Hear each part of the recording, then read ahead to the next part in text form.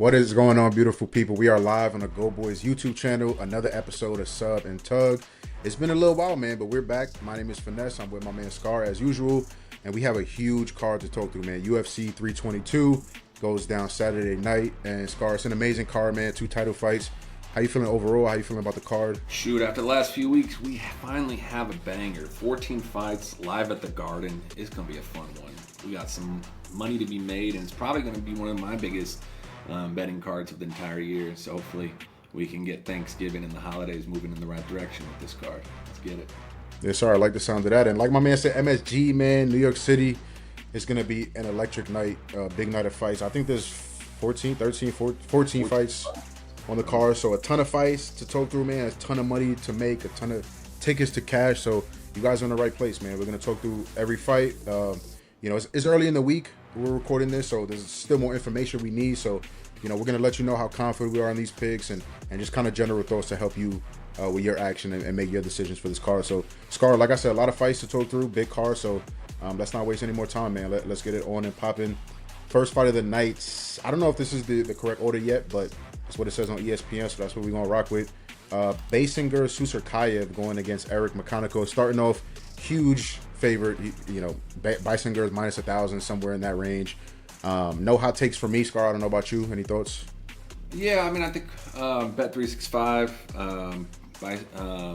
Basinger under 2.5, minus 400. If you go under 1.5, it gets down to like minus 200. I like those as parlay pieces. Eric's been knocked out in every time. We saw Nurse to sleep him. I think this is just a layup to get the card rolling, get him looking good. And I'm even tempted to play if it does drop. We'll keep going with the ladder. Round 1 KO, I believe minus 110, and then under half a round is at plus 200. If they drop an SGP, I think maybe if you add KO, it could get even better. So I think those are all good odds. If you really want to get crazy, his sub line is plus 650. So you can kind of maybe dangle with that. Maybe round 2, round 3 sub, who knows. But for a first fight, I think violence is the key here. But outside of that, let's move to the second one. What do we got next? Camilo Slaviclas, I think, right? No, it's not what it says on ESPN. But I have more of the same thoughts. Like I said, no real hot takes. I think Basinger is for real. I do think the fade is coming eventually, but not against Mechanico, man. Mechanico is not UFC level. Basinger by whatever he wants, however he wants. I do still think his grappling is underrated. Scar mentioned the sub. I think we're going to see more and more of that as his career progresses. But clear step up spot to make a statement. He made a statement last fight, but he also got kind of rocked fucking around. So I think the goal is going to be make a statement early, often, get some violence and take care of business. So it doesn't take a rocket science, minus 1,000, but I think it's a clear win. Next fight, Angela Hill versus Fatima Klein. Angela Hill, big dog in this spot, kind of in the twilight of her career. Fatima Klein sitting around minus 550, minus 600, depending on where you shop. Scar, what do you think? Yeah, this one's a good one. Again, I think the UFC knows what they're doing, and Angela Hill keeps going farther and farther down the card. She's kind of going into the twilight here.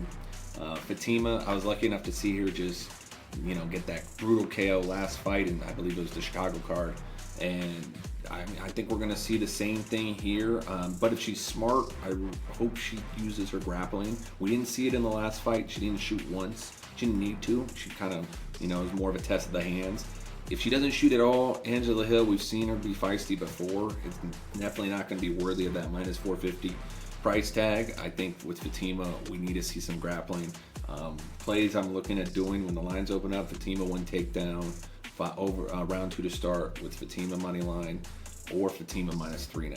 I think, I think it's going to be her world, and we haven't really seen any cardio fall off with her to any level. I think it's just going to be kind of that Denise Gomi, Tisha Pennington fight last week, where it's just you're going to see the better younger fighter, just 15 years difference, just kind of win each round how she wants. Yeah, I mostly agree. I don't think the question is who wins this fight. I just think it's how. Like, where do you find the value? Is there any value left to be had? And I think that's the key here. It's tough even to say, oh, it's a good parlay piece. Minus 550 is not really parlayable in my opinion. But I think there's a really good matchup. You mentioned the cardio not really falling off a cliff for Hill. I kind of disagree there. I think a lot of things are falling off the hill.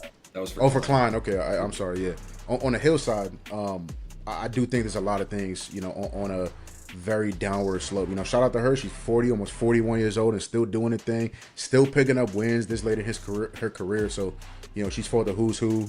Anybody that's anybody in the UFC in these weight classes. Angela Hill has fought them, beat some of them. So much respect on the Angela Hill side, but this is not a good matchup for her, man, especially at this age, in this stage of her career. The cardio is on the downhill slope. We're seeing her get buzzed more and more, and that's always been a staple of her career, her toughness. We're seeing her get buzzed more. We're seeing girls able to hit takedowns on her. I mean, that's been common theme throughout her career. She's kind of been buttoning that up and being way harder to take down and actually using her offensive wrestling to win some of these fights. But we're starting to see that kind of decline now back as well. So Fatima is a beast, man. I think Fatima is for real. I think she's a player in this division. I love to see that last fight, man. If there's one thing Melissa Martinez does well, it's box. You know what I'm saying? And for Fatima to just absolutely box her face off and finish her with strikes, I think was an amazing look. Still only 25 years old.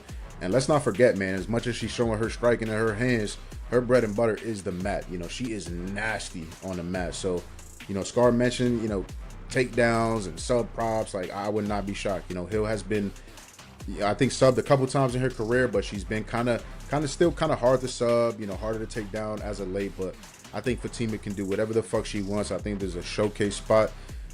Again, I don't really know where the most value is. I don't know if I want to say parlay her decision, because I can definitely, I don't know how much finish equity Fatima does have, but I think she got some.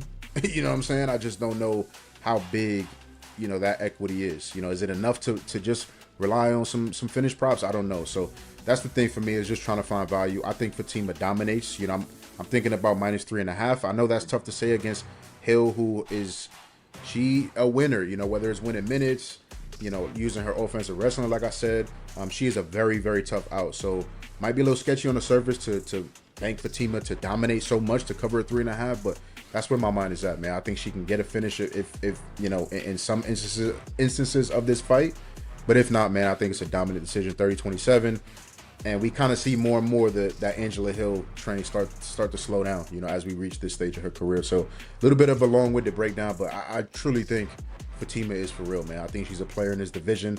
Not a well-known name, but I think more people are going to know her name pretty soon. So moving on, next fight. Very interesting fight. Before we, what's up? I wish it was a little bit better, and I think we'll have value in this one, because we kind of seen Angela, as you mentioned, Angela falling off, is that round 3 prop. I've seen only plus 1,500 on FanDuel, so I feel like they're kind of onto it already. If we could get that just a little bit higher, that I feel like that could be a hot round for her. Yeah, I would have thought that number would have been a little juicier. Obviously, if you want to dab, maybe play separately, KO 3 and then sub 3 and get better prices and maybe reduce risk. I like that. Yeah, I like that. I don't mind it at all. All right, moving on. Very interesting fight. Pat Sabatini versus Chepe Mariscal. Closely lined fight. Pat sitting around -120, -125. Chepe, come back on him is +105, +10, depending on where you look. Scar, I'm struggling with this fight, man. I'm struggling with this fight. I just think there's a lot of different ways this fight can play out. I think this line stinks, and I think this line is very telling where it's at. I think Chepe at dog odds is the easy play, but the books ain't in the business of giving out gifts. You know what I'm saying? And I think more casual and recreational bettors are going to eat that line up, and I can easily see that line being a trap. So I know Chepe can scramble. I know he can grapple. He is a dog. A fucking, not a dog. He's a pit bull. You know what I'm saying? You know what I'm saying? Like, he's an absolute pit bull. I love his style. I love him as a fighter. I think he's very talented. But, let's not make any mistakes. Pat, better top control, better grappler in this situation. And Pat don't fuck around, and I love fighters like that. They know what they do best and they go right to it. You know what I'm saying? Like, He's messed around, in some of his fights and try to play on the feet a little bit too much. Diego Lopez, wink, wink. You know what I'm saying? But I think he's kind of learned from that, and now it's just, I'm gonna grapple early and I'm gonna grapple often, and we gonna get right to business. And I like that in this matchup. So, Chepe, younger fighter, less miles on the top, less tread on those tires and things like that. So I don't know. It's just tough for me, man. I I do think Pat racks up enough control time, threatens enough chokes, gets the back, maybe gets a body triangle and eats up minutes that way, and kind of, leaning towards him winning the decision. But, would I be shocked if Chepe could keep it on the feet long enough to do some real damage? Absolutely not. So I don't know if I have any actionable info on this fight, but it's a very interesting fight. Lean Pat right now, but that's really all it is from me, is just a lean right now. What about you, bro? So this one's going to be really interesting because I'm wondering where they're going to put that takedown line. If they think of dangling a half a takedown in this, that will probably be one of my biggest bets of the card. For who? For Pat. If we can get a takedown line of half for Pat. That would be a fucking gift right there. Half a takedown? I'm thinking I'm going to get 1.5 shaded under a little bit. If I get 2.5, then damn, that's going to suck. Because here's the thing, it doesn't make sense. Pat, when he gets a takedown, he's undefeated. Pat doesn't get a takedown, he loses. So I feel like it's gonna come down to that. I don't know. I think this fight's very binary. I think once one fighter gets ahead, I just think they're gonna run away with it because it's just gonna be like the Brito fight. In the sense of either Pat's gonna have his way with the grappling, and we're gonna see that body triangle and kind of he's just gonna, and Chepe's gonna be stuck in it, or Chepe's gonna just make this a dog fight. I kind of like Chepe finish only at -160 on FanDuel as just like a safe play. I don't see Pat having a lot of finishing equity. Chepe's a dog. I don't see Chepe really getting subbed in this one. They fought before, split decision 8 years ago, lighter card. Fighters have obviously changed a lot then. But I think this fight can, I think it goes the distance. So I was looking at spreads potentially for this one, but I'm not really seeing it because I feel like this could easily just go one way or the other. So I think for me, it's going to be just playing those takedown lines. That way I don't have to worry about the money line in this one, where I think it is really just a pick 'em. Yeah, I dig it. I agree for the most part. All right, moving on. Closing out the early prelims. Kyle Daukaus versus GM3. Daukaus, huge favorite after an early knockout against Michelle Pereira, right? I think it was Michelle Pereira. Going against GM3. GM3, big dog, plus 350. Kyle Daukaus, -500. I'll kick this one off because really quick, I'm not betting this fight. I'm not putting any money on this fight. Kyle Daukaus, -500 is the funniest thing I've ever seen in my fucking life. I don't give a fuck if it was, Kyle versus you, bro. I'm not laying -500 on Kyle Daukaus. It's just not happening. So from a betting perspective, it's Doger pass, but there's no way I'm putting money on GM3. He is clearly washed. Like it is. I don't think it's ever been more obvious in a fighter that he's washed. Can GM3 pull a rabbit out of a hat? Absolutely, man. That's what he does best. But this fight is not getting my money. Complete pass. Yeah, I'm good on it. What about you, bro? Yeah, I mean, GM3 sub 2-3 plus 1600. I think any GM3 fight you have to dangle with that. I mean, that's his win condition. Like, maybe he gets it in round 1, but I don't see that happening. It's his win, he doesn't win decisions. He never has. His thing is he's going to get his ass beat in round 1, and will he die or will he come back and win round 2 and 3 with some sub? Kyle Daukaus is the perfect guy to allow that to happen. I like that as a long shot. I also like violence in this one. I think the under 2.5 is a great, parlay piece. I think it's -190 on Bet365. I really like that. Really? That good? That good of a price? Or fight won't start round 3, -122. I just love both of those. I think someone's getting, just destroyed in this one. I think Kyle has some momentum here. He's going to be sloppy. But I think if, GM3 is not going to take it to the mat in round 1, so he's going to get his head beaten, probably in round 1. So does he finish it early? If he doesn't, then GM3 comes back, and that round 2, round 3 sub I think is very live. That's where I'm kind of leaning. I might dabble with Kyle, or not even Kyle, maybe just over 2.5 minutes and under 2.5 rounds, like over half a round under 2.5 rounds. I think that might get close to even money too, because I feel like, this is a fight where it's going to take a little bit of time. We're not going to see like last week where it was the Medic Muslim Salikov, where it's just a boom banger. I think it's going to have a little bit of a feeling out period. So, yeah, I think just violence in this one's a great way to go here. Bro, -104 actually on FanDuel. Are you seeing that? It's -150 on DraftKings, bro. Oh my god! Like on that for 2.5. But it seems like almost too good to be true. Yeah, like what the fuck? I mean, here's the thing. I don't see Kyle wanting to dangle. Like Kyle's gonna knock him out. Like Yeah. I just said I'm not laying minus 500 Kyle, but I do like Kyle's gonna knock him the fuck out. Like, You don't have to. You just play round 1, round 2. that price seems absurd. I mean, Kyle round 1, round 2 is plus 120. so do I sell the house? Like, how long is it gonna take me to sell the house? We just had Mikey O by KO be like minus money for round 1 KO against him, and now you're getting Kyle. And you would think there'd be some recency bias with that Michel Pereira knockout. I mean, that isn't Kyle's thing. That knockout was really weird. You know, Kyle's more of a sub guy, so unless they think the subbing's just going to be a sloppy fight on the feet because the grappling cancels itself out. But, I mean, GM3's been subbed left and right, so it's not like, Kyle can knock him out by accident. Yeah, I mean, that under seems like a gift. You know, it's like they don't give out gifts. That's my thing. I'll look into it a little bit more, but yeah, that price is eye-opening for sure. Like, I stopped in my fucking track at minus 150. I mean, I don't get it at all, but anyways, moving on. Kicking off the prelims, we have Vyacheslav Borshev going against Mateus Camillo. Mateus Camillo sitting around minus 170, minus 180, depending on where you shop. Comeback on Borshev is plus 145. Scar, is Slavaclaus washed, or does he have another dog shot fucking coming through in? And what you think? This, again, I don't know if we'll get the line on this, but if we do, again, this will then be my biggest bet on the card. Will be Camilo 1 takedown. Every time Slava has fought in the UFC, outside of one time he's been taken down, they gave us Terrence McKinney at plus money for 1 takedown last time. That was insane. Obviously, Camilo is not as good as McKinney, but there are cardio concerns there going into the later rounds. But in round 1, I'm very confident in his ability to grapple. I think it doesn't take a rocket scientist at that team to say, hey, this guy has horrible takedown defense. I think it's like 38%. Take him down. If we get a line that's, that low, I think that's crazy. And I think a takedown ladder might be even, available for us. Because I don't know if Camilo could finish him. Slava's a dog. Chase Hooper just beat the living crap out of him.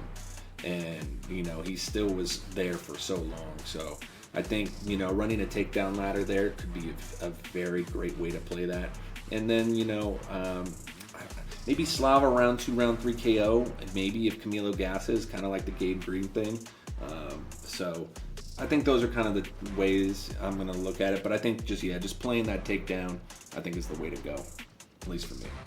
Yeah, I like it. I mean, yeah, there's obvious wrestling, grappling upside on the Camilo side. Like, I like Camilo stylistically in this fight. I just hate the price. Like, I can't watch Camilo tape and be excited to lay a price like this. Like, the man, of course, he's going to be getting better. He's 24 years old. Everybody and their mother, whoever you watch, or listen to talk about this fight is obviously going to mention the Gabe Green fight. I mean, that fight could have gone differently. In different universes, that fight could have gone differently. Camilo could have had a round 1 KO, and then what do we think about him? We're gonna say, oh, he's so much improved. His prior tape doesn't really matter anymore. But goes for the finish, kind of gasses out, and gets subbed by Gabe Green. First of all, Gabe Green's not a bum. First of all, but I just think Slava's at that point in his career where, again, just like we talked about Angela Hill, visibly slowing down in a lot of different aspects. I still think he's a better technical boxer in this matchup, but am I gonna be surprised Camilo takes his back, takes him down, takes his back, and threatens some shit, maybe gets it? Not at all. Am I going to be surprised if he lands absolute fucking bombs on Vyacheslav and has these huge moments which can lead to a finish? Absolutely not. So I think he's a side betting wise, but I'm not excited to lay. It's a premium price, I'm saying? I'm just not excited to lay a price like this. Winning and betting is two different things. Picking winners is cool and all of that, but we're betting, right? So it's about prices and shit. Like, I'd rather watch and download data on a guy like Camilo than overextend and risk my money. So favorite or pass for me, but not too excited. Next fight up, really fucking good fight. One of the best fights on the card. One of the fights I'm most excited for on this stat card. Malcolm Wellmaker going against Cody Haddon. Michael Wellmaker, slight favorite, minus 140, minus 150. Come back on Cody, plus 125. Scar's line's coming in a bit.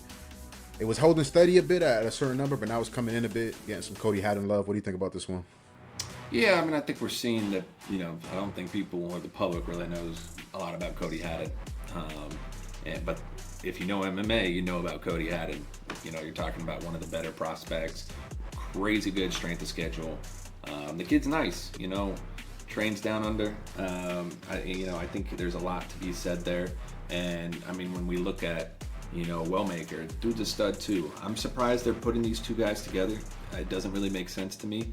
I feel like you could be building these guys up instead of, facing them off. It kind of reminds me like when Simon fought Talbot, or like, you want to make it comfortable for these guys. But I mean, with this one, it's a tough one. I think Haddon at plus money, when I see this fight being closer to a pick'em, I think Haddon's going to be the minute winner, and he's going to be the minute winner until he isn't.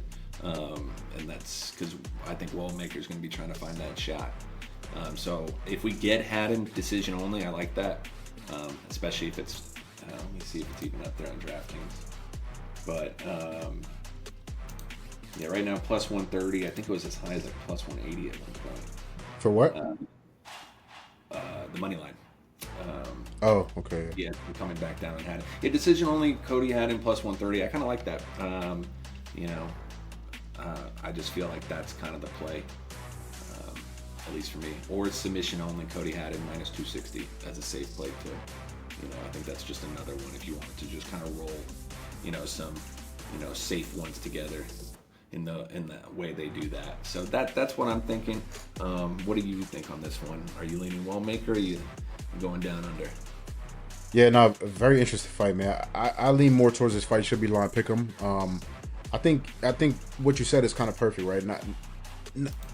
The common fan is not going to know Cody Haddon, and he's just kind of getting started, right? Still very young in his career, but the man is a beast. I truly believe in his skills. I think he's extremely talented, and that's what makes this such an interesting matchup, in my opinion. Obviously, the Wellmaker hype train is at full effect right now, and it's not undeserved. The hype is fucking deserved. He is extremely nasty. I still think he's going to continue to prove how well-rounded he is. I don't think, we haven't seen much of his wrestling, grappling, but I do think it's underrated because of that, and I do think he has wrestling, grappling skill. But obvious things, right? Really good kicking game, really good calf kick, and a very explosive right hand, probably the most explosive right hand in the division. If not the most, probably top 3 to top 5. I'd have to fucking look at a list, obviously, but just devastating power, especially for 35, and that is fight-changing shit. You know what I'm saying? So I like Cody. I do think he is the more well-rounded fighter, and it's not many instances like that. You get the more proven in certain aspects, the more well-rounded fighter at such dog odds. You know what I'm saying? Like plus 140, plus 143 still out there. That's a sizable dog, man. So even if I feel like this fight is 50-50 and I give Wellmaker the respect, even though I don't think he's overall more skilled and well-rounded, I do give him that respect that he can change the fight very, very easily, man. I don't think cardio is an issue for Wellmaker. And, man, quit his job. He's training at the PI now.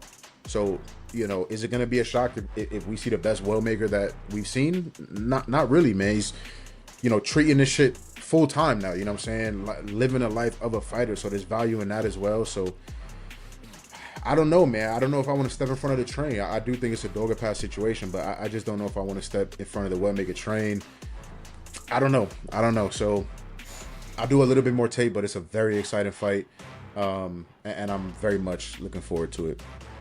Yeah, I mean, I think another big thing about this fight is it's a step up in competition for Wellmaker. I mean, the guy is... Is it? I mean, look at who... I mean, he's fought. Bettino.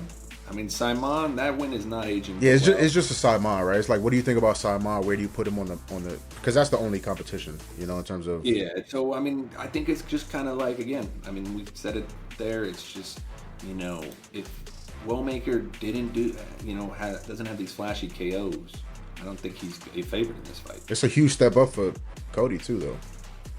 I mean, he fought Dan Argueta. I mean, that was a good one. And then, Billy Brand wasn't bad. I mean, there's... Come on, bro. Stop it, bro, when we look at this is like a Dana White contenders fight. Like, if you really think about it, these guys are so raw. Like, they're 2 fights away. I mean, but these guys could have been matched together literally a season ago on this. We see some of these crazy matchups that they put together. So, I mean, this is one that I kind of just want to watch. Not even that much. Yeah, I don't blame you. Don't blame you at all. All right, moving on. I'm very excited from a betting perspective. I'm very excited for this next fight. Aaron Blanchfield going against Tracy Cortez. Aaron Blanchfield, sizable favorite, minus 240 to minus 260 range, depending on where you shop. Comeback on Tracy is plus 210. Scar, I'll take this one away, man. I like Aaron a lot. I believe I'm gonna have a fucking hammer. You know, I might have to rob a bank, man. I might have to do something. You know what I'm saying? Like It would be the right thing to do. Yeah, I think we're gonna unload the absolute fucking clip on Aaron, and this is coming from a Tracy fan. You know, I'm not only a fan for the reasons everybody else in the world is a fan of Tracy, but I think she's a very good fighter too, man. I think she's very skilled, only getting better, man. Obviously known for the wrestling background, but the hands are coming together too, and she got some dog in her. You know what I'm saying? We've seen that time and time again. The win versus JJ is probably her best win. Very impressive win. She shows she got dogs in her chest. She shows she can overcome adversity. But I just think it's buzzsaw territory, man. A girl like Aaron, I don't think you're going to get your wrestling going. If she does so happen to get Aaron on her back, I don't think that's going to last long at all. If Aaron is not getting back up, she's sweeping Tracy and winding up on top. She's attacking armbar. Aaron, I believe, has an armbar finish in the UFC. I don't know. I've been looking at so many fucking fights. One of her early, before the Aldrich fight, I think, or it might have even been the Aldrich fight. No, the Aldrich was high elbow guillotine, I believe. Andrade, I think it was Molly. Was it Molly? I don't know. I know she has an armbar finish already. Molly was Kimura. Okay. No, she has armbar already. She had a key lock in Cage Fury, but yeah, they're going guillotine, Kimura, rear naked. Yeah, I'd have to look. I don't remember the top, but she has an armbar finish already, so I wouldn't be surprised if she's attacking shit from bottom, using it to get up, or completely sweeping, winding up on top. And, you know, obviously the striking, right, you can argue that you can give the edge to Tracy, but where Tracy excels, and, you know, I just mentioned that she's been getting better in the striking, and now her striking is very serviceable. But where she looks the best striking is from distance, right? In a big cage, from distance, where shit can be pretty. She could jab. Like, Aaron is not going to give her, that opportunity and that space to be pretty. So while Aaron is not the better striker, when was Aaron ever the better striker? Is Aaron a better striker than Rose? No. Is Aaron a better striker than Tyler Santos? Jessica Andrade? We can keep going. Tracy the first time, like, no, she's usually at that disadvantage, but how she makes up for that is constant pressure, never giving up, never fucking off, steadily on the front foot, closing, doing whatever she can to close distance and getting her game off. Like, it's going to be very hard for anybody to make Aaron not get her game going. It's just a matter of, can you be better? Even if Aaron gets her game going, can you be better, and can you overcome that? Like Manon did, right? Aaron did not get her game going. Like, I guess that's a fight where Aaron just didn't get her game going, really. But she's still very serviceable, right? She didn't quit, not for 1 second, steadily going forward. She kind of just got pieced up, you know, from distance, and got outmaneuvered by the better striker. But, you know, fights like that Rose fight, her last time out, just impressed the fuck out of me. I think that was in her hometown. That might have been in Jersey. I don't remember. But losing the first 2 rounds versus Rose, right? Losing them pretty fucking bad, too. Having to win the last 3 rounds in probably the biggest fight of your career, especially off a loss versus another title challenger in Faro, and she wins those last 3 rounds, does it pretty convincingly, and wins that fight. That's just so impressive, man. You're not going to show me another chick that got more dogs in her fucking, just pure dogs in her chest than a girl like Aaron Blanchfield. So I think Aaron can get top time. I think she can win moments and minutes on the feet, whether that's pushed up against the cage, whether that's just being a dog and pushing forward. So I think this is an Aaron fight all day. You know, another stepping stone to put her back in that spot, right? She had that spot against Manon, like, that's a title eliminator right there. Lost that fight, but even in the loss, you know what I'm saying, we see what she's about. And Tracy, you know, has some dogs in her chest, I give her that, but she's not, you know, I don't think she's as tough, as physical, as just gritty as a girl like Aaron, you know what I'm saying? So I don't really want to call like a method or anything like that. Like, again, I wouldn't be surprised if she's attacking arm bars or just straight up process subs. A girl like Tracy, I do think Tracy's pretty hard to sub. Would I be shocked if it's ground and pound? A little bit. I would be a little bit surprised, but whatever you want, whether it's an Aaron sub, whether it's an Aaron dominant decision, I'm talking 30-26, Scar. Like, that's what I'm talking, 30-26 on one card. That's the type of shit that I'm talking about, you know what I'm saying? So and this is coming from a Tracy respecter. You know what I'm saying? I'm a Tracy respecter, but what it looks like right now is Aaron will probably be my biggest bet on the card. Obviously, it's not too sexy odds. You know what I'm saying? Minus 240, minus 245. Not the sexiest thing, but where I find value, I find value. You know, and if I find value on a line at 245, I'm gonna hammer the fuck out of that line, and that's what it's looking like this week. So again, passionate, a little bit long-winded breakdown, but probably my biggest bet on the card. I love Aaron in this matchup. What about you, bro? Yeah, I mean, this one's fun. You know, another rematch we see in this one, split, obviously, but long time ago.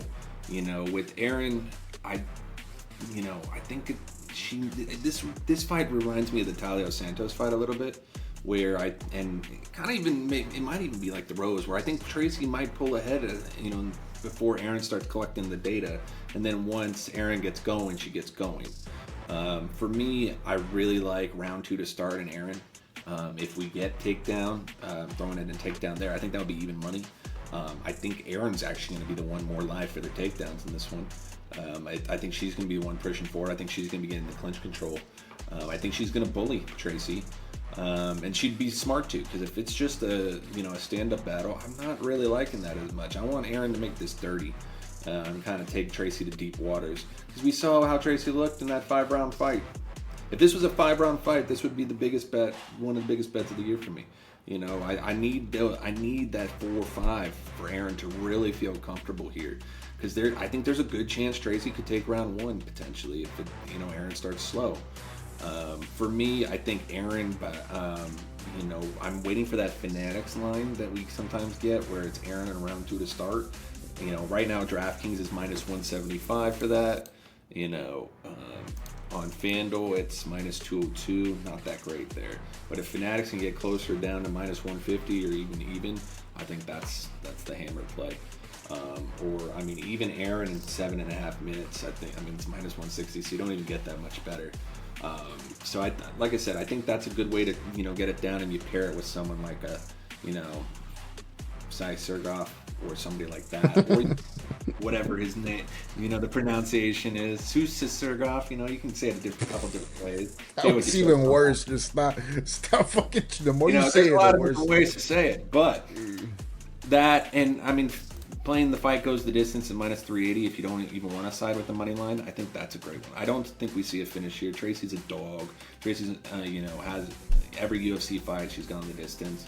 Aaron's cool, but in the, jiu-jitsu department, but I just don't see, unless Tracy is having a horrible camp and just runs, gas tank just falls off a cliff, I don't see Aaron getting that sub. And I just don't see them either knocking each other out either. I just think if that happens, well, shit. Granted, I didn't expect Manon to KO Jasmine either like that, so. Yeah, that's why I'm done with those bets, bro. Like I used to like that too, fuck around and all that, but by the way, is aging like fine wine for Aaron, because Manon's a freak. Manon's one broken nose away from probably being the champ. If her nose doesn't go sideways there, she's up 2-1. So, I think Aaron, she's a 3 to 5 fighter, right there. She's right on the cusp, not there yet. And I think that's where Tracy is too. I think Tracy's just like right outside the top 5. I don't know if we're ever going to really get to see Tracy kind of elevate herself into that champion level, but so I think this is just, Aaron Blanchfield 29-28, 29-28, and we get 130-27 maybe. Yeah, Aaron will still win a fight. If there's a 15-minute kickboxing fight, Aaron's still gonna win. Mark my words. Remember I said that? Mark that down, write that down. 15-minute kickboxing fight, Aaron's still gonna win this fight. Oh, we do have it on Fanatics, but it's only minus 170. So yeah, I think that's gonna be your you get 5 minutes. I don't see a finish happening there. Minus 170 is a great line. Easy to pair with. Yeah, I don't mind that at all. All right, let's move on.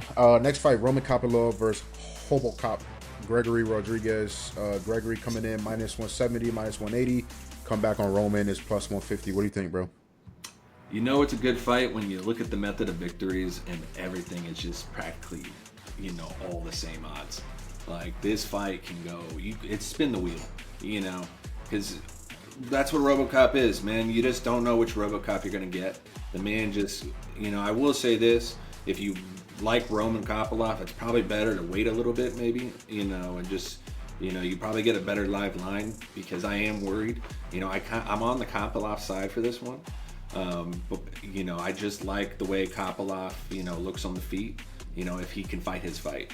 But if RoboCop comes in here and says, "Hey, I'm going to take you down. I'm going to do what he did to Leroy Duncan," and he uses the grappling, then I think it's an issue for Kopylov. I think the round 2, round 3 KO prop for Kopylov could look really good. We saw this isn't the first time Gregory starts out fast and then kind of fades. I wish Kopilov's cardio was just a little bit better to really take advantage of that, because that's the only thing that's where I can't almost pull the trigger. I need to almost see what Rodriguez is going to do, because if Kopylov just had better cardio, this would be a hammer for me. So you start grappling with Kopylov, then he gets tired, he gets a little slower. So it kind of just falls on what RoboCop's going to do. And if RoboCop comes here with the grappling, he'll look minus 600. And if he doesn't, it's going to be a firefight. And then I think violence is fight to end in KO all day. What about you? Yeah, I mean, I lean the other way. I lean RoboCop, but I hate the price. I mean, I'm not going to waste everybody's time. I don't have a good read on this fight. So, lean favorite or pass, but unless something changes. Be a banger of a fight, though. I will say this is probably fight of the night. I think, when we, or at least top 3. I just think that we're going to see some carnage. Yeah, would not be shocked. I mean, that's every RoboCop fight. So yeah, I mean, gonna be violence. It's gonna be a car crash. I'm gonna love it. Don't know how much I love it from a betting perspective, just personally, but I mean, maybe RoboCop takedown. I wonder if we get plus money on that. Might not be a bad way to look at it either.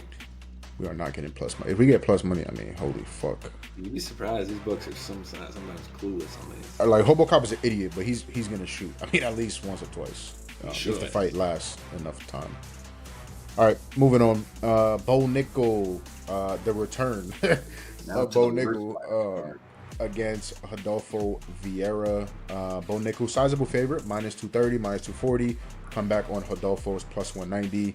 I'll kick us off, man. I do like Bo in this spot. I know he just coming off looking absolutely fucking terrible.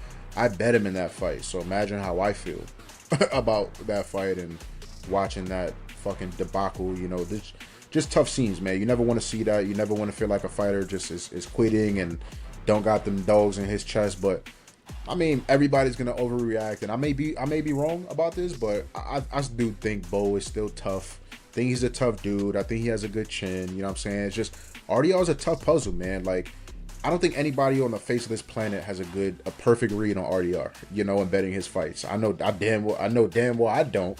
You know what I'm saying? It's just you don't know what to expect. But a couple things RDR does have. He is a massive human being. You know what I'm saying?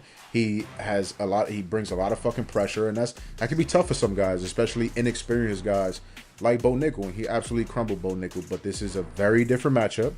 Rodolfo Vieira is 36. Probably in fight years 46. You know what I'm saying? So again, we talk about guys and girls in the twilights of their career. I think Rodolfo is another one. Rodolfo still showed that he got, some left in the tank. What was that fight? Was that his last one?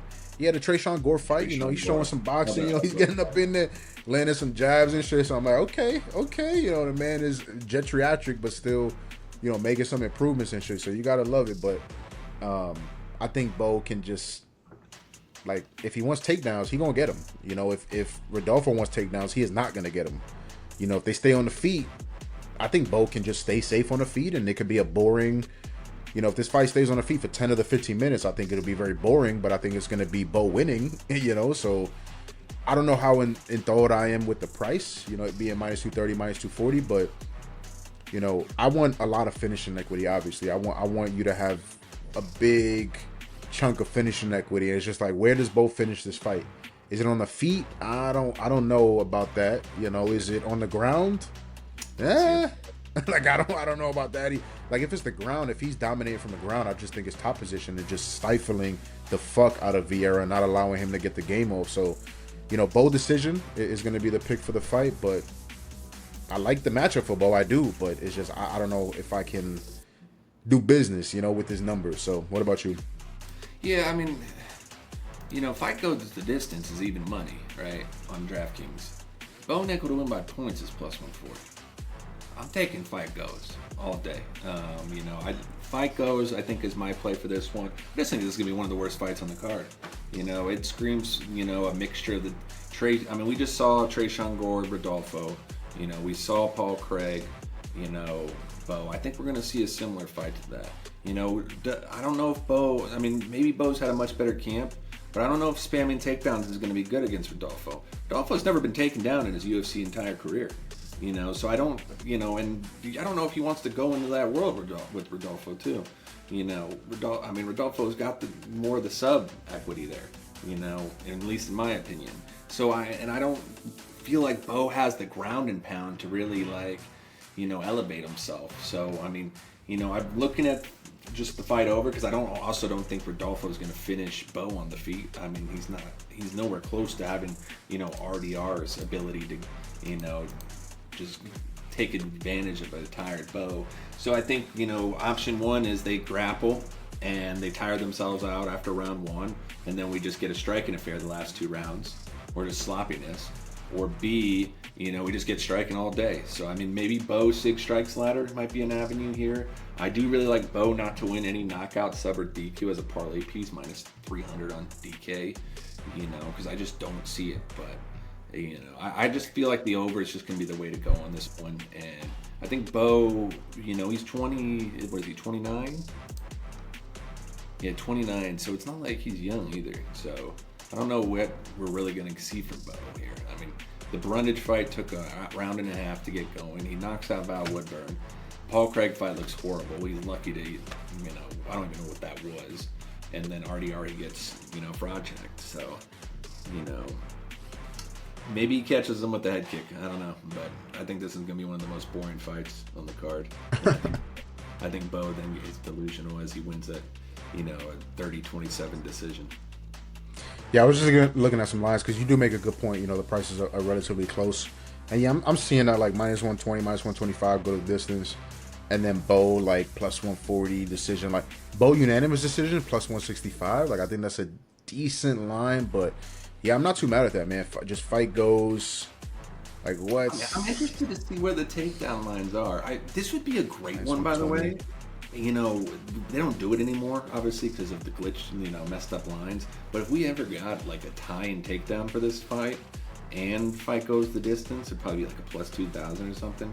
I feel like that would be a great. That's kind of where me and you disagree. Like I think Bo's gonna get the takedowns. Like I don't think it's gonna be hard either, to be honest. Like I think Bo's gonna get takedowns like whenever he wants. Maybe if he gets them, it's in round 1. I just don't know how he's gonna get him in round 2 and 3. Why though? Like Rodolfo's a gasser and Bo has not shown that. Bo's not used to spamming takedowns for 15 minutes. But he might have to. Like I think he's gonna shoot takedowns. No, I think it's just a lot of top control, a lot of just stifling them. You know what I'm saying? A lot of top control. If this was Malik, Mansour, where you see the ground and pound, the urgency when he actually isn't betting on himself to go over. But Bo's a better wrestler than a guy like that. You know what I'm saying? He's not strong, but I need to see some finishing on top instead of just control.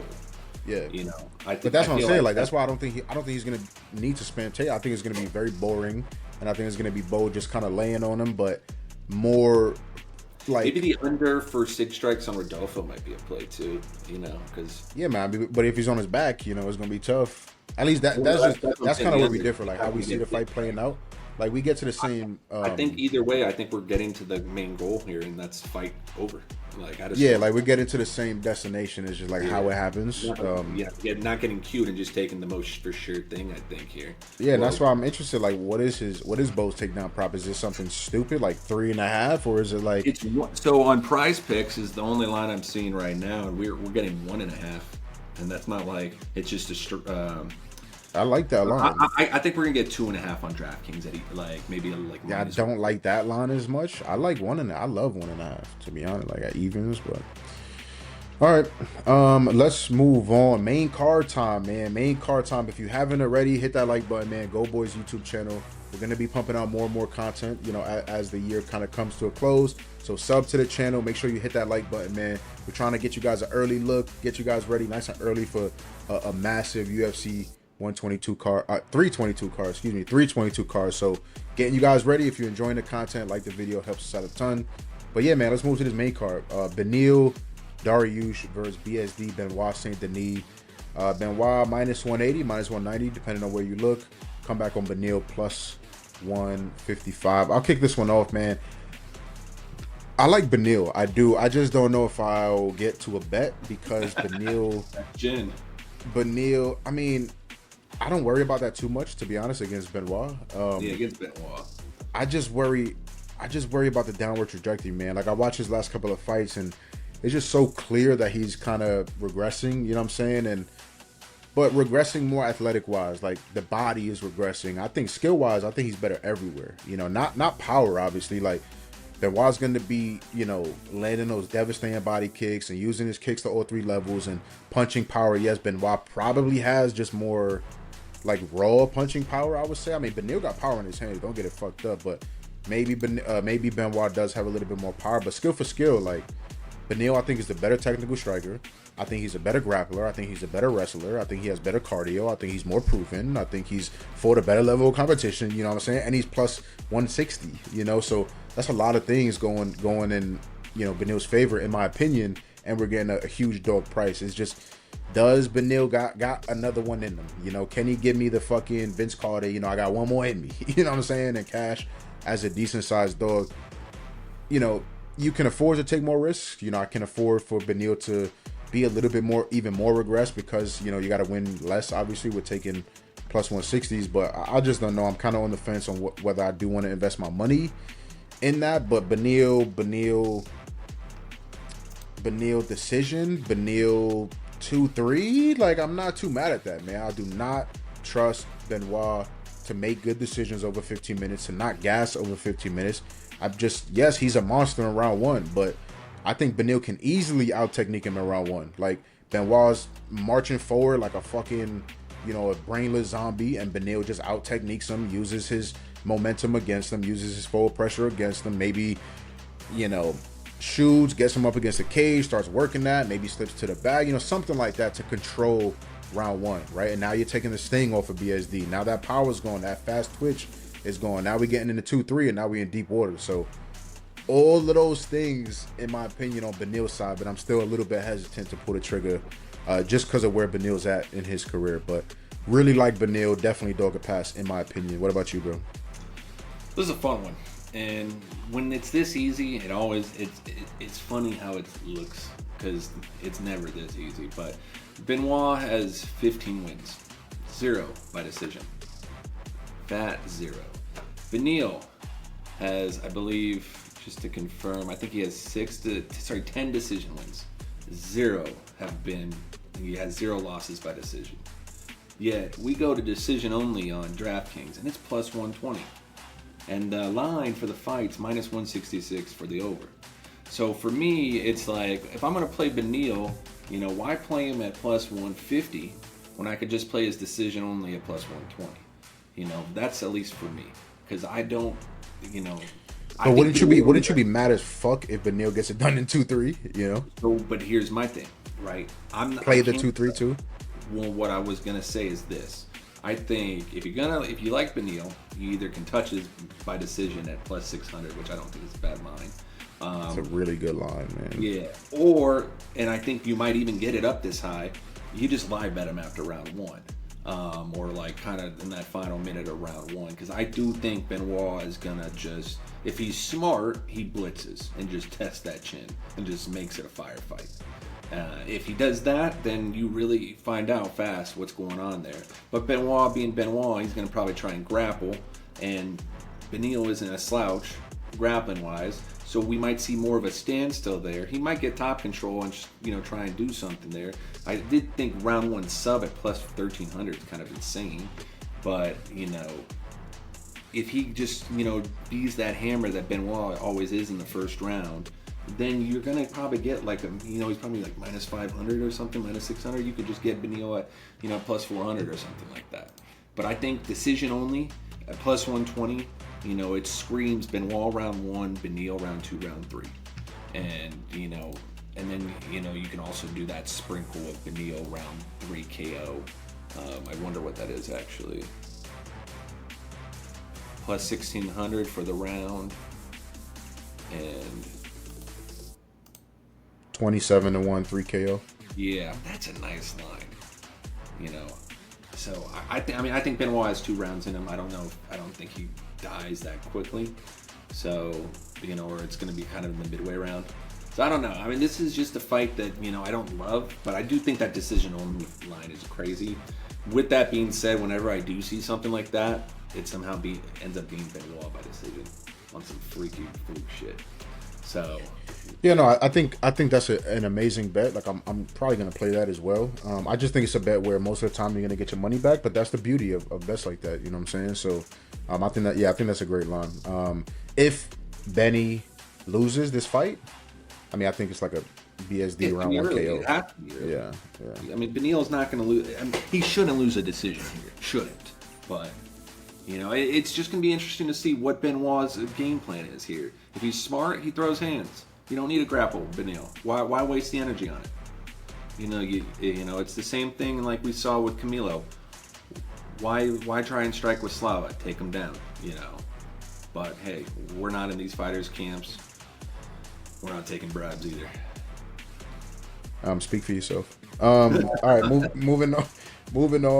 Leon Edwards going against Carlos Prates. Carlos minus 180, minus 190. Come back on Leon plus 155. He who would not be named Mush of the Century is on Prates. Does that come through, or is that the blind squirrel nut type of situation? What do you think, my brother?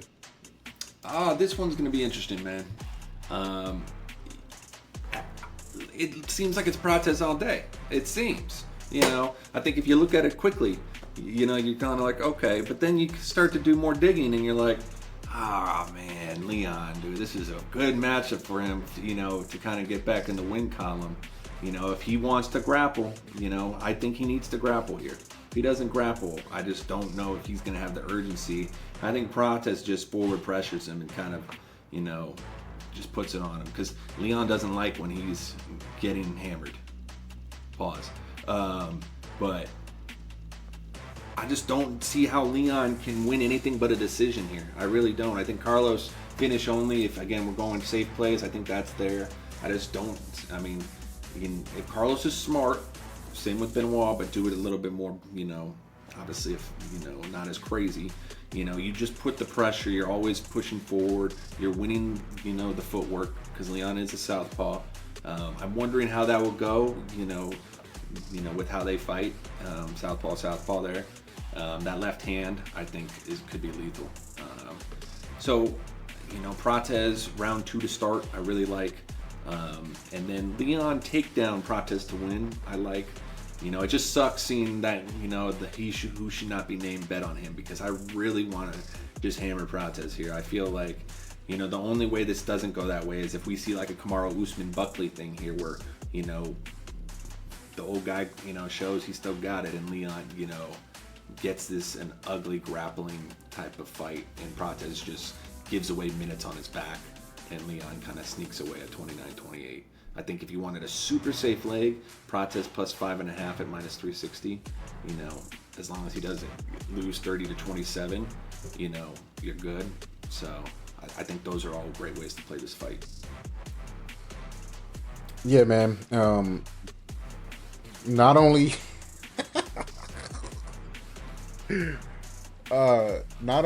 is Mush of the Century on him, it's a big play too, so watch out, bro. Oh yeah, last time this was Patchy Mix, and look how that turned out. It's a big play, bro, so I don't know, man, but I think the blind squirrel finds a nut, to be honest. Like, everybody that I've heard to, even some people that I think are smart and sharp, are talking about, oh, Leon's going to grapple, blah, blah, blah, blah, blah. Like, I think that's so ridiculous. I do. I know you mentioned, I don't mean it like, it's not personal, but I just think that take is ridiculous. It's not in Leon's nature. Leon does not do that. If he tries to do it, I don't think it's going to be a consistent attack. I don't think it's 2-3 and he's shooting takedowns, especially if he has little to no success in round 1. Leon's not a fucking... Not only is that not Leon's game, and I don't think he's going to have success doing that, I think Carlos Prates continues to be criminally underrated at how well-rounded he is, man. Like, how did Ian Gary fare late in that fight? You know what I'm saying? If that's a fight to the death, who wins that fight, Scar? Yeah. We're seeing much of the Carlos Irish. takes him. Carlos takes whatever he wants. You know what I'm saying? Like if it's a fight to the death, jailhouse rules. So Leon. I feel like it's two sides of the spectrum this week. It's people fucking super confident on Leon saying he's gonna grapple him, or it's like people Do disrespecting you the fuck. think Leon gets one takedown? No, it's like what is gonna lead me to think that? It's if you look at his UFC career, it's crazy how many fights he gets a takedown in. I think he gets one. I think matchups make fights, and you said it. Like Prochess is gonna be. It's a big cage, first of all.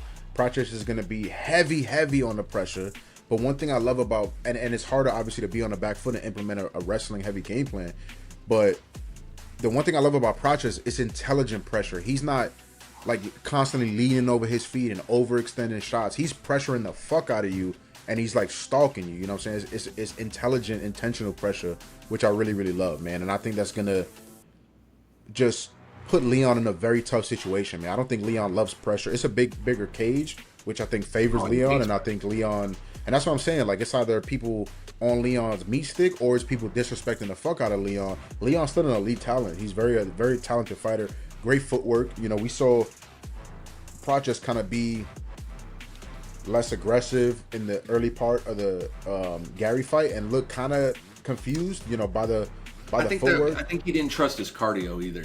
Like, yeah, I mean that can be part of it, but that's very easy to say. I just feel like you're taking shit away from Gary. Like I think what Gary does, his feint game, the way he like works with his hands and moves his hands a lot, and his footwork makes it very confusing, especially for a pressure fight. Like Carlos wants to pressure, so if you're not pressuring him and moving him back, I think it confused him a bit too. I think it's a bit of that too. Gary's also going to be a lot bigger too. I think Leon not being as big, I think is going to make Prochess more comfortable. Yeah, it's just a different fight. Like Leon constantly surrenders the back foot. He's constantly on the back foot, just willingly push back a ton of the time. And that's exactly what Carlos is going to do. So I don't know, man. Like I don't think Leon is going to be able to take the shots. I know it's tough to put Leon away, and like what is that now? Yeah, never been knocked out. Only subbed his last time out versus Brady, but that may start to become a pattern. You know what I'm saying? Like 30. What is he? 30. He's 34 now. I thought he was a little bit older, but 34 now, just coming off being finished. He's not on a downward trajectory like he's 39, 40 years old, but, finally got to the pinnacle, right? Then lost the belt. Now you're losing to, like, contenders, you know what I'm saying? Lower in the division. So it may just continue to be a downward spiral. Will I be surprised if Leon wins this fight? Yes, I would. You know what I'm saying? So the price is getting a little bit less flattering. Like, there's more steam coming in on Prochess and things like that. And most of the centuries on him. So minus 170 on DraftKings. Right now? Yeah, minus 185 now. It's kind of got. Yeah, but he was cheaper. I think he was a little bit cheaper earlier in the week. Vandal we're at minus 200, so it's a weird fight. I feel like this is one of those ones where it's really torn. I mean, not for me, if I'm being honest. I do respect. Round 2 to start, minus 110 or like 4.5 minutes in process. Yeah, I mean, I think it hits. I got such a bad taste in my mouth with those type of bets, man. What do you think? Lower Prochess than most SIGs. You want to talk about bad taste? That's another one. But yeah, but if Prochess starches Leon in round 2, but doesn't land more SIGs, like will you be surprised? I wouldn't. Like Leon piecing them up. I think Prochess. Leon starts so slow usually. I think Prochess, he's gonna feel comfortable, and if he does starch him, that means he's probably gonna be the aggressive one. So I think that's where we kind of see those rack up. I just don't. I mean, Leon. If you look at Leon's history, I mean, dude loses SIG strikes left and right. Like he doesn't know how to get out of first gear. And if he doesn't do that in this fight, like and realize the urgency, it's not going to be pretty. I just don't know how. And that's why you probably. I mean, again, we go back to the takedown. If he doesn't do that, he's losing in my opinion. So yeah, that means he's losing. I just don't like. I don't know. I'm not gonna dig over into it now, like in terms of numbers and things like that. Won't be a bit like I'm not gonna be putting him in a lot of parlays or like the plus 5.5 I love, by the way, at minus 340. If you want plus 5.5, I think that is a great line because if Leon 30-27 Prochess or knocks him out, my God, I just don't see that happening. So I really like you pair that with maybe Blanchfield in like a couple minutes or even just Blanchfield outright. You get the even money. I think that's a great tag team of a parlay. I like it. All right, let's move on. 3 fights left on this stacked ass card. Next fight, Sean Brady versus Michael Morales. Sean Brady, slight favorite, -140. Comeback on Miles, +120. What do you think? Hardest fight of the card, and it's probably one that I'm just gonna watch. You know, this is to get Morales at plus money is insane, but then Sean's looks so good, and Morales will have never fought a grappler like Sean. So this one's just a tough one. I looked at it, you know, from every angle. Maybe Morales Sigs, maybe Brady takedown ladder. I just don't know how. I don't see Brady getting the finish here. I think Morales is a little too athletic, and I don't think he's gonna. You know, I feel like Brady's gonna have a hard time holding him down, at least early. You know, maybe the cardio will become more in play like round 2, round 3, and we might see like a later finish potentially. But I mean, it's going to be tough because I feel like with Morales, if Brady gets an early takedown, you're going to get like a much better live line on him. And then with Brady, it's kind of like that's a ball fight. I mean, you know, it sucks because you remove that, you're never even questioning Brady's chin. But this is a tough one. I'm leaning Morales just on I just love the sheer athleticism and the upside there. But it's hard to go against a grappler that is that good. Yeah, I lean the other way. I like Sean in this spot. I haven't taped this fight fully yet, so I'm not gonna, you know, I don't have any like passionate takes yet, and I'm not loving the price, to be honest. Like -140, -150 on Brady. Like I'm not loving that price, but I do lean out. I just think it's more of. I could easily see this being like a vet lesson spot for Morales. You know, every single decision he's won, you know, in the like under the UFC banner, including Dana White's Contender Series, he's dropped around. So, you know, some people are talking about him like he's an absolute fucking destroyer, and I do think he has unique power in his hands. I know it's welterweight; these are big dudes, but I do think he has a lot of stopping power in his hands, and he's still very young. Clearly a freak athlete, you know, freak power. Like that's, I think, some of his best qualities, and the technique is starting to catch up with that, you know, a little bit. But I think for the most part, it's still just raw physicality, athleticism, just freak, you know, just a freak of nature, you know what I'm saying? And a guy like Brady, I think, is very well equipped technicality wise to deal with a guy like that, you know what I'm saying? So if Nikolai Veretennikov and Max Griffin are taking rounds off of you and showing that, okay, we can outwork you, you know, and I think that's what a lot of those, you know, him dropping rounds were like. We're gonna outwork you, we're gonna out technique you, and not only does Sean Brady, I think not only can Sean Brady do that, out technique you, but he's fucking dangerous too, man. Like he's not 18-1 by mistake. Like Sean Brady is dangerous. It's not a fight where Michael can be making, you know, decisions. You know, he's getting back up sometimes, happily giving up his back, you know, things like that. This is not a fight where you can make mistakes in. So, Michael Morales, 18-0, fully respect him and his talent and what he brings to the table. Still probably going to be getting better fight to fight. You know what I'm saying? Huge reach advantage. That's cannot be overlooked as well. So I just I think vet lesson. Morales is only 26 years old. That Contender fight against Nikolai, he was 21 years old. Like, yeah, but the Max fight was sky's the limit for this kid, I think. But the Max fight 2023. You know what I'm saying? So even from 2023 to 2025, he's still going to be making improvement. Like that's the beauty of being so young. So that's the scary part. Like if Morales comes out and just sleeps Brady, I mean, we're talking. I'd be shocked, kind of. Like I really would be. Fight, easily, right there. I mean, the kid's special. I would love Brady if this was 5. If I got 5 rounds here, I feel like this is Brady all day. I just wonder. I wonder how Brady's going to close distance in this one. You know, like Morales has that size and height difference. You know, it might be a little tentative there at the beginning. I'm wondering. Morales round 1 only. I kind of really like too. Again, probably get your money back, but you know, nice little stab. Yeah, man. I just think that's been a theme of Brady's career. He's usually the shorter, stockier guy. We saw it in the Leon fight. You know, Jake Matthews bigger than him, guys like that. I don't think he's. What do you think of Brady's sub round 2, round 3 at plus 900? Yeah, like that's the path, you know. But would I be shocked if he just belly downs Morales and pounds his fucking head in? Not at all. But late Brady props, I'm interested in for sure. Like if you're hitting Brady 2, Brady 3, Brady decision, like I feel like you're covering a fucking. I feel like you're blanking in everything, to be honest. So comes in against a fresh athletic Morales and just kills him in round 1. Yeah, I agree. All right, moving on, man. First of the 2 championship fights, championship doubleheader tonight, UFC 322. Valentina Bullet Shevchenko going against Weili Zhang. Very, very compelling fight. Very interesting fight. Weili moving up, trying to get that double champ status. You know what I'm saying? Belts on each shoulder.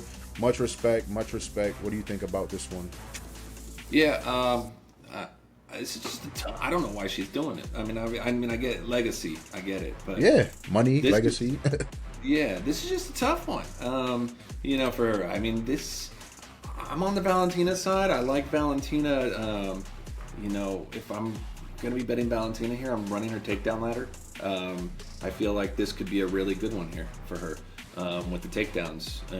I think we're just going to see some physicality here. They're only 1 year apart, so I don't feel like Valentina's fading. I don't think we're going to see a big thing there, and I just feel like the step up in weight. I don't know. I just feel Weili's tinier. In the kickboxing and the kicks, I just don't know where Weili's going to find that happy medium. And I kind of, if I could see Rose doing what Rose did to Weili, how that is. I just don't see how Valentina can replicate a similar game plan with better striking and just a better, overall mindset. I think we see, a 48-47, 49-46 type of, and one judge doing, what he's paid to do, type of fight. I think the over at -190 is a great parlay piece. I don't see a finish happening here, unless it's just a fluke KO. But I just like Valentina here. Valentina plus 9.5, great parlay piece in my opinion for the spread. For plus, just all she has to do is win one round. So I'm on the Valentina side. What about you? Yeah, I'm on the other side, man. I don't know how passionate I'm gonna be on the other side. Like I don't have any money down yet. But Weili at dog odds, man. I think that's the move. I truly, personally think that's a sharp. I'm not calling you not sharp, but I personally think that that's a sharp side. Just in this one instance, is the Weili side. Weili coming up in weight. There's obviously like anybody tells you they know how she's gonna look at this weight is a lie, man. We just haven't seen it, and it's gonna be a new thing. So that is worrisome. I think that's part of the reason why she's a dog. Valentina, man, it's a weird case because obviously the Alexa trilogy happened and people started making, some generalizations about Valentina and, is she finally slowing down and things like that. I think there were more signs than that. I think, the Alexa sign, I think is a sign. The Alexa fight, I think is a sign. The Tyler Santos fight, was not the easiest fight in the world for Valentina. And I think in her heyday, I think that's a fight she styles in, what I'm saying? And then the Manon fight, live, I have money on Manon, right? So I can never judge, I can't say I'm in the rightest of mind, when I'm watching the fight live. Yeah, huh? I thought that was Manon. I thought that was her time. Yeah, I thought she won, what I'm saying? So again, Manon is a very tough test and a very skilled fighter, but Valentina in her prime, like, are we getting that close of a fight? I don't think so, man. I don't think so. So, Valentina 2 for 9 on takedown. She did land some takedowns on Manon, which is very, very hard to do. But I think Weili's also extremely hard to take down and hold down. What I'm saying? So that's a lot of what I'm hearing this week is Valentina, wrestling, grappling, equity, and this and that. Like, can she get her down a couple times and make her butt hit the canvas? Absolutely. But I don't think it's going to swing rounds. I don't think it's going to be enough to swing rounds. I think Weili has more power. I think Weili is a very unique mix of power and technicality everywhere this fight goes. If Shevchenko thinks she's gonna be just safe and cruise on the ground no matter where this fight goes, like on the mat, whether it's scrambling or top, bottom, and she think this shit gonna be easy, I think she is sadly fucking mistaken. What I'm saying? So it's a price thing, first of all, first and foremost at dog odds, but I do think stylistically, I think Weili has some advantages. Of course, there's some red flags, man. Like I think Valentina is slightly the sharper, more technical striker, especially from range. It's her natural weight class, right? So I respect that. We've seen some similar comp, that Valentina has. The Jan fight when, looking at this, because that was kind of, for me, I think the Jan fight, especially round 1, how Jan had that little bit of success there. I think. But what happened after that? Well, but yeah, Jason Herzog. But You know, Valentina. Like Whaley beat her fucking ass. You know what I'm saying? Yeah, but we're not going to see that fall off with Valentina. And I just, it's crazy to me that Tatiana Suarez, this was, again, free money if you took Whaley here. Tatiana Suarez is the same line that Valentina is right now. But that is mind-boggling to me, you know.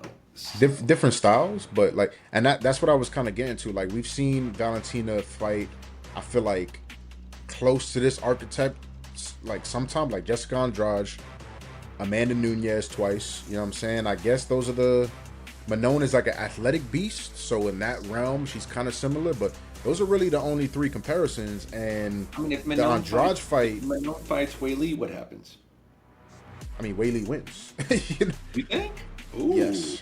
Yes, 100%, 100%. Yeah, I do. Oh, I mean, hey, if they do fight, by the way, that's a banger.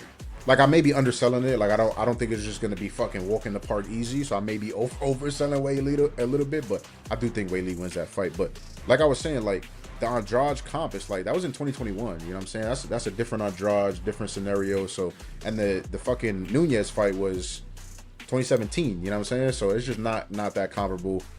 So yeah, difference of opinion here. That's what this is all about. I absolutely love that. We'll see who comes out on top, but very interesting fight, man. I'm interested to. You think? Do you think Whaley by decision though?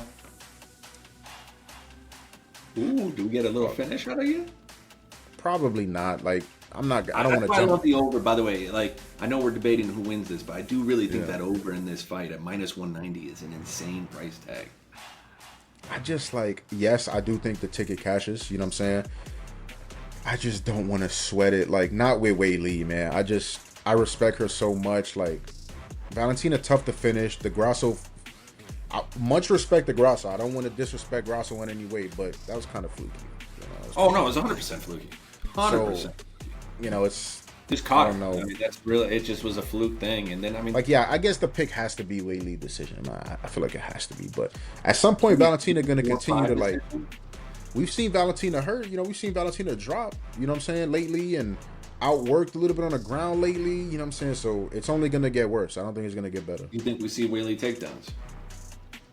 I think she could hit a blast double for sure, and kind of catch Valentina off guard a bit for sure. I think that could happen. Yeah, this could be one of those ones where you do 2 takedowns each type of thing. I think that's another reason why I think the over is going to be good. I think we're going to see some grappling exchanges, and the clock just starts falling off. Yo, Valentina two takedowns, Whaley by decision. You know, reverse correlation. I like that. You know, but yeah, man, very interesting fight. That just goes to show it's a very compelling fight. You know, people on both sides. I think that's going to be a common thing throughout this week. So, yeah, let's get it, man. Main event of the evening. If you haven't hit that like button already. Show some love to the channel. My man Scar taking time out his day. Both of us trying to feed the streets and give you guys as much knowledge as we can, man, to make the most informed decisions possible. So hit that like button. Main event of the evening. Let's get down to business, man. Jack Della Maddalena, champion of the world, man. Not a lot of people would have guessed that, man. The man is talented, but champion of the world. Much respect. Welterweight strap holder going against Islam Makhachev, man. One of the pound for pound great, one of the most dominant champions we've seen down the weight class, but now moving up to welterweight, and again, you know, 2 for 2 in terms of fighters moving up, trying to make history and you know, cement their legacy as double champions. So very interesting fight, man. Makhachev sitting big favorite, man, -275. Come back on Jack +225. Scar, I'll kick this one off, man. You know, from a betting perspective and being a fan of the sport, like, you see Makhachev, dominant champion, right? But at this big of a number, like, it's kind of eye-opening, man. And I don't know if the books are always going to be smarter than us, always, you know. So I don't know if the books just kind of know what's up, and that's part of what's so interesting in this fight for me. I think there's a bunch of different ways this fight can play out. I completely understand dog shots on Jack. I think a lot of people are just completely discarding Jack in this fight, and I think that's really? Very. I'm hearing tons of Jack love. I mean, everybody's in different circles, but I think the more like if you have in our Discord chat or like, you know, just more casual. People will blindly back the Dagestani wrestler here without looking into it. But that's more what I mean, like the more casual Twitter takes, you know, things like that. Is, oh, Jack got no chance. Islam smash. I smash, brother. But Jack is very skilled, very talented, elite cardio, elite scrambles. Craig Jones in his corner. great training partners, great camp. You know what I'm saying? A dog on a bone, amazing boxer. You know, that's a lot of traits and a lot of good qualities to be this big of a dog. I know it's a steep mountain to climb versus Islam, and that's the thing. Like, so I can see Jack stuffing some takedowns, surprising people with his takedowns and scrambling ability, as he's done already throughout his UFC career. By far the stiffest test. Like, I'm not gonna fuck around and act like I don't know that. You know, by far the toughest test overall and in the wrestling grappling department in Islam Makhachev. But you got to expect Jack to continue to be getting better, man. Jack's not even in his prime. You know, he's 29 years old, not even in his prime, and champion of the world. You know, Craig Jones kind of holding his hand throughout these last couple of camps. Craig Jones might be the best grappler on the fucking earth. You know what I'm saying? So that is a big plus to have in your corner. So am I going to be shocked if Jack is, you know, stuffing takedowns? Now we're getting more extended boxing exchanges, and Jack is making it a fight, touching Islam's nose, right, putting fists on his forehead. Now Islam is kind of marked up, like we've seen many times already. You know, we've seen Islam marked up, we've seen Islam bleed. You know what I'm saying? Islam is getting more and more confident on the feet. But on the flip side, man, am I gonna be shocked? Like, Islam is moving up, but Islam is not a small 55er, man. Like, Islam, you see Islam when he's just walking around. Like, Islam is in a lot of vlogs. Like, go on YouTube, man. Don't take my word for it. There's a lot of cameras that follow Islam around. He's a bigger fighter, I think, come fight night. Yeah, I'm interested to see it, you know. But there's a lot of cameras that follow Islam around a lot, you know, whether it's Khabib shit or anatomy of a fighter or things like that. And when Islam is walking around outside of camp, the man is fucking massive. You know what I'm saying? So I think the strength is going to translate. You see him now in UFC media, the man looks fucking jacked. You know what I'm saying? So I don't know how much of a difference that's going to make, you know, him moving up. Long story short, man, am I going to be shocked if Islam gets the takedowns and looks dominant? No, absolutely not. So it's such a compelling main event. I don't feel like the best read, just because I feel like it's a volatile fight. The pick is Islam. The pick is Islam by finish. The pick is Islam by sub within 3 rounds. I think that's how the fight plays out more times than not. What about you? I mean, you know what's funny? There's no similarity between this fight, but I do see it could, you know, in terms of underratedness, I get feelings of that Pantoja-Kai fight. When Kai was getting all this hype like Jack was, and then people always underrate Pantoja, and people have been sleeping on Islam in this one, I feel like, in the sense of, you know, everyone says Jack's tough, but I don't care how tough he is. Islam is a sub guy in terms of when he gets you in that Dars, you know, that Bravo, or gets you down. I just don't know how Jack can survive that for that many rounds. And I think, as you said, I think it could be, that's where I bring up the Pantoja thing. It's like, you know, I think it could happen pretty early, round 1, round 2. Now, where I do get concerned is if he doesn't get it, that the hot rounds for Jack, I think, are round 3, round 4. And that's my concern, you know, where I feel like, you know, Islam is going to have his path right there. And you're going to find out real fast. I think he's going to be the bigger fighter. I don't think he's going to have any issues getting takedowns. Will Jack get up? Maybe. I think, you know, Islam takedown ladders and thing. I was looking at Islam, you know, it's tough because you can go every which way. You got Islam sub, Jack KO at minus 105. You got Islam no finish, just no finish at minus 165. That's not bad. You know, you could play fight, you know, doesn't go and kind of get both lines there. And then, I mean, dude, Jack by decision at plus 850. A crazy line on Bet Rivers. You know, there's a bunch of different ways, but the key here is, will Islam get a takedown? Yes. I think, you know, we sometimes get those gifts on FanDuel. I think that's a staple. I think even 2 takedowns might be there. I think if you pair that just with maybe the fight starts round 2, I think that's going to be a great parlay piece. So I'm going to probably be hammering that, but I think I can't get away from Islam not taking him down and finding success. And he has the best damn coach in the world on his side, you know, in my opinion, with, you know, for what he does and how he does it. And I think they're going to find avenues. I mean, you know, Jack was 2 minutes away from never being in a title shot picture again if Gilbert Burns just doesn't get kneed up the middle. So those were bullshit fucking cards, though, man. I was on Jack, and I couldn't believe that they had him down 2-0. Gilbert was looking good, though. Huh? Gilbert was looking good. He was, but Round I don't think he was up round 2 2-0, was man. close, Like, but I mean, he had the. I mean, if it was like that was unanimous also 2-0. I was like shocked. I was like, I was about to lose that my was money. What the also, fuck? I think that was like, they were still kind of rewarding a little bit more control time than damage as much. Yeah, as well. shift in the judging. Yeah. Yeah, so I mean, I think if Islam minus 290, no, I don't love that. Islam sub or decision minus 160, I like that. Islam 1 or 2 takedowns round 2, his money line, we're probably at even money there. I just feel like there's so many different ways to attack this fight. If you're a betting person, go with what you feel on this one, because you're going to hear everything from every which angle. Me personally, I think it's just Islam. I love the sub take. I'd love playing it early. I don't think we find a late sub here. I think it's the opposite of the Dustin Poirier fight. Dustin's a dog. JDM is too, but I just don't see. Jack has too many holes in the grappling game, and I don't think Craig Jones can fix that compared to someone like Islam, who's been doing this for 10, 15 years, 20 years. So I think we're on the same there with Islam by finish. Yeah, I just want to make another quick point because people are talking about making Islam work, right? The more you make him work, the maybe he a little less explosive and things like that. And people are pointing to the first Volk fight, like, oh, look what happens when you make him work, right? Volk made him work for 5 rounds, an extremely close fight. Volk arguably won that fight, blah blah blah. Couple things about that. One, what happened in the rematch, obviously, and 2, other people, have kind of made Islam work a bit. Dustin Poirier, made him work. Obviously, drew blood in that fight and was hitting him up a little bit in the boxing. Arman Sarukian made him work in that fight. What happened in that fight? That was a 30-27 Islam win. You know what I'm saying?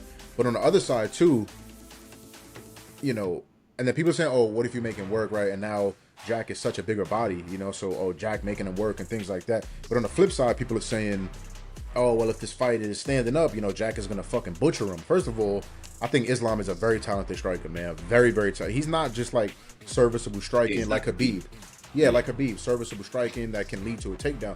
He is a very good striker, right? And 2, same way we talk about Volk. What about the DP fight? He was winning the boxing exchange, consistently winning the boxing exchanges versus one of the best boxers we've ever seen at 45 and 55 in Dustin Poirier. You know what I'm saying? So that's just another point of extreme volatility. I will say this though, he needs to take him down ASAP though. Don't even play the Bilal fight, in my opinion. Here's the thing: if Bilal just did what he did in the last 2 rounds, I feel like, I mean, again, dumbass fight IQ, fight camp. I don't know what he was thinking. He probably wins that fight, in my opinion. Like with Islam here, if this was Khabib against JDM, I think it's Khabib. It would be it would be a free, just a steamroll. Because the one thing I don't like about Islam, and I'm a little nervous about, is his control. Like Khabib, when he took you down, the way he would grab your legs and you were not getting up. And I do wonder, with obviously the Craig Jones to an extent, I'm wondering how well he will get up. And I'm hoping Islam's control with the bigger size he has now and the bigger weight, I'm hoping we can see a better control against JDM. Because if not, and JDM can start getting up quicker, then that round 3, round 4 props are not that bad. I mean, at 27-1, 22-1, not bad.